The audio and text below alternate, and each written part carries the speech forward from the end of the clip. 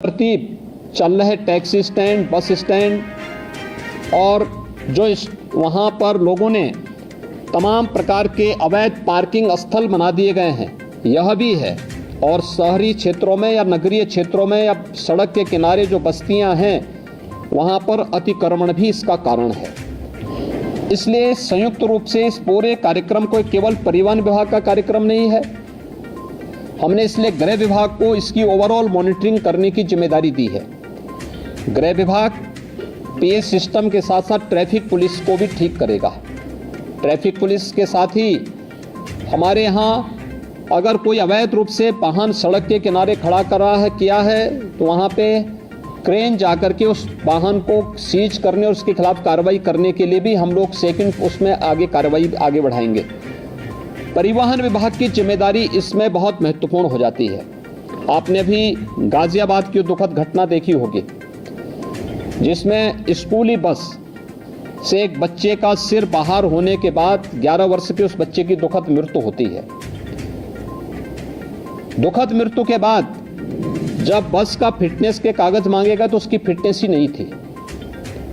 ये परिवहन विभाग की पहले प्राथमिक जिम्मेदारी थी कि हर एक बसेज का स्कूल कॉलेजेस खुलने के पहले हम सुनिश्चित करें कि उनके पास अपने वाहनों की फिटनेस सुनिश्चित हो।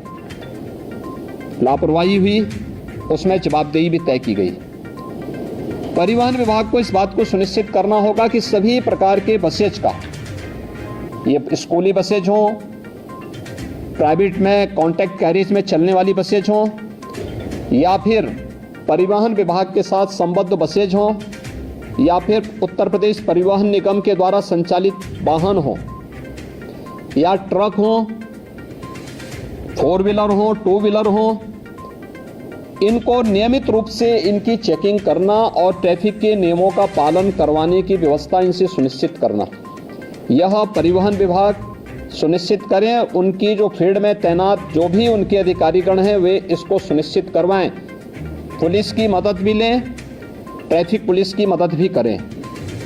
ओवरलोडिंग को रोकना, सड़क के किनारे कोई ट्रक कोई बस अवैध रूप से पार्किंग न करें और सभी जिलाधिकारी और पुलिस अधीक्षक इस बात को सुनिश्चित कर लें। उप जिलाधिकारीगण भी और डिप्टी एसपी भी इस वीडियो कॉन्फ्रेंसिंग के साथ जुड़े होंगे।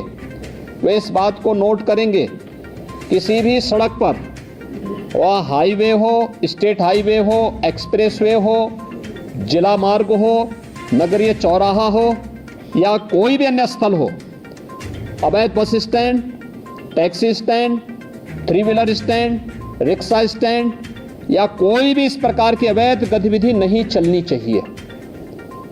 स्टैंड का मतलब सड़क के किनारे उसके पास पर्याप्त मात्रा में पार्किंग का स्पेस हो, वहां आने वाले यात्रियों के लिए कुछ बुनियादी सुविधाएं हो, महिलाओं के लिए, पुरुषों के लिए टॉयलेट हो, पेयजल की सुविधा हो, बैठने की व्यवस्था हो।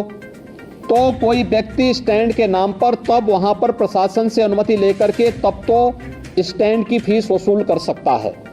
लेकिन अगर सड़क पर कोई करता है तो उस पर अवैध रूप से संचालित इस प्रकार के सभी वो अगले 24 घंटे के अंदर बंद होने चाहिए।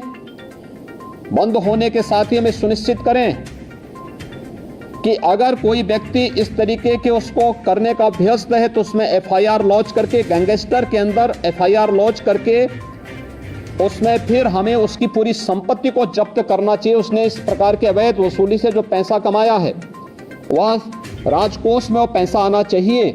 इसकी कार्रवाई हमारी आगे बढ़ जानी चाहिए। इसलिए अवैध रूप से स्टैंड नहीं चलेंगे। लखनऊ अगर हम अयोध्या की ओर से आते हैं या बाराबंकी की ओर से आते हैं या कानपुर की ओर से आते हैं, कई किलोमीटर तक हम लोग देखते हैं ट्रक्स खड़े हैं हाईवे के किनारे। क्यों खड़े हैं? बहुत बार एक्सीडेंट के कारण भी बनते हैं। ये सड़क के किनारे कोई वाहन खड़ा नहीं होगा। नियमित पेट्रोलिंग करना, परिवहन विभाग और गृह विभाग इस बात को सुनिश्चित करेंगे। पेट्रोलिंग सुनिश्चित करते हुए सड़क के किनारे कोई भी इस प्रकार के वाहन खड़े नहीं होंगे, उनके लिए पार्किंग का स्पेस उपलब्ध करवाइए या अन्यथा वो सड़क पर चलते रहें। ढाबा भी अगर पार्किंग के लिए नहीं है तो ढाबा को भी, इस प्रकार के अवैध ढाबों को भी आप सड़क के किनारे से हटाएंगे। एक्सप्रेस हाईवे हो, पीडब्ल्यूडी से जुड़े हुए मार्ग हो, नगर विकास से जुड़े हुए हो या किसी भी अन्य विभाग से जुड़े हुए मार्ग हो, अवैध अतिक्रमण इनमें से सब जगह हट जाना चाहिए। हर हाल में हम इस बात को सुनिश्चित करें, ये सभी संबंधित विभाग इसके साथ जुड़ेंगे। मुझे आश्चर्य होता है कि बच्चों को पहले स्कूलों में ट्रैफिक के नियमों के बारे में जानकारी बताई जाती थी।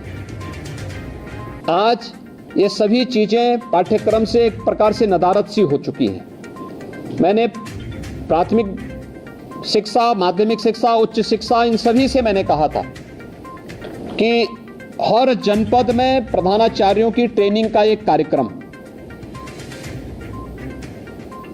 मुझे विश्वास है कि सभी जगह हुआ होगा। जिन लोगों ने ट्रेनिंग ली है, विद्यालय के प्रिंसिपल होंगे, प्रधानाचार्य होंगे, प्राचार्य होंगे, वे सभी अपने अपने विद्यालयों में ट्रेनिंग के साथ साथ बच्चों में अब एक हम लोग हैंडबिल हर जनपद में सूचना विभाग की तरफ से भेज रहे हैं। इस हैंडबिल का प्रकाशन हर एक बच्चे के पास ये हैंडबिल पहुंच जाए, कॉमन मैन के पास भी पहुंचे, चौराहे पर जहां पर हमारे पब्लिक एड्रेस सिस्टम हो वहां पे भी ये पहुंचे। हमें क्या करना है, क्या नहीं करना है, अच्छा हैंडबिल बनाने का प्रयास हुआ है।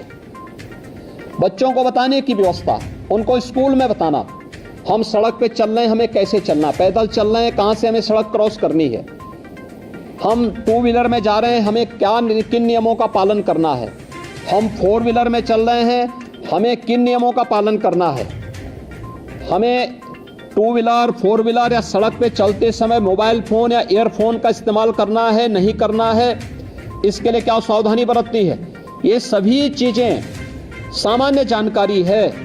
इन सभी सामान्य जानकारियों को अगर हम स्कूली बच्चों को देंगे तो वे बच्चे अपने घर में अपने अभिभावक को भी बताने में थोड़ा सफल हो सकते हैं, बता सकते हैं।